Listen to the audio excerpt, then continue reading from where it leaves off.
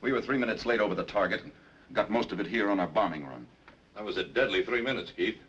The whole idea was to get all the groups over the target simultaneously and at different altitudes so that enemy flak couldn't concentrate on any one group. Well, we sure were sitting ducks out there alone.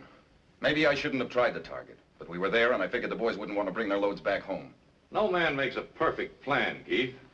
You couldn't foresee a plane breaking through the runway. Maybe the mistake lay in not going on to the secondary target once you were late. But I figured we could make up the time, catch up with the other groups. We could have, too, if it hadn't been for our stinking luck. Luck?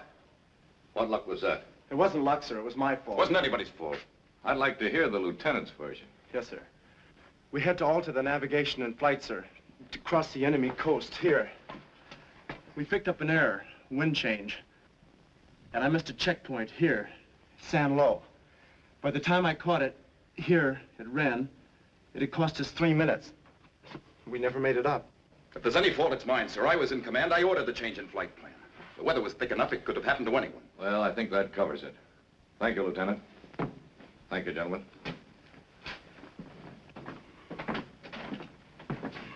Jimmy. Yes, sir. It's okay. Don't worry about a thing.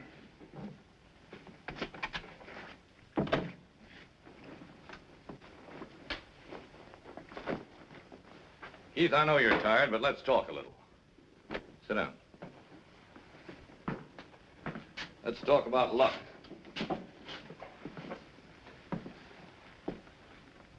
A pretty critical 3 minutes, Keith.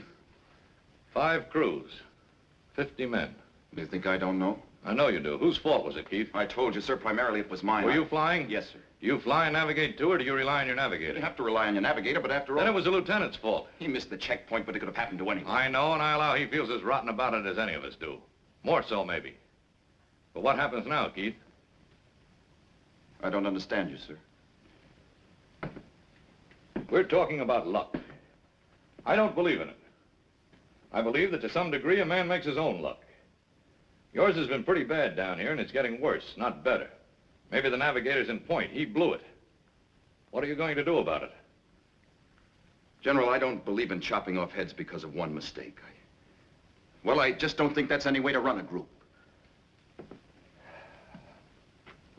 I feel sorry for the boy, Keith. But what are the men in your group going to be thinking about the next mission he navigates? That he messed up the Saint Nazaire mission.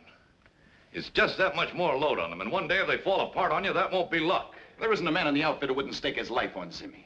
General, if it was anyone else but him, he's got 2 strikes against him to begin with.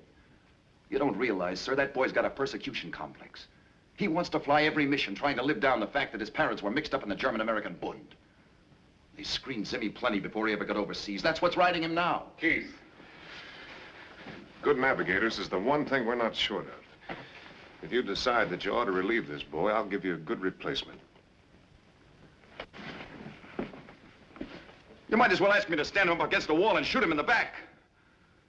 No, I won't do it, sir. I just can't do it to him. I won't.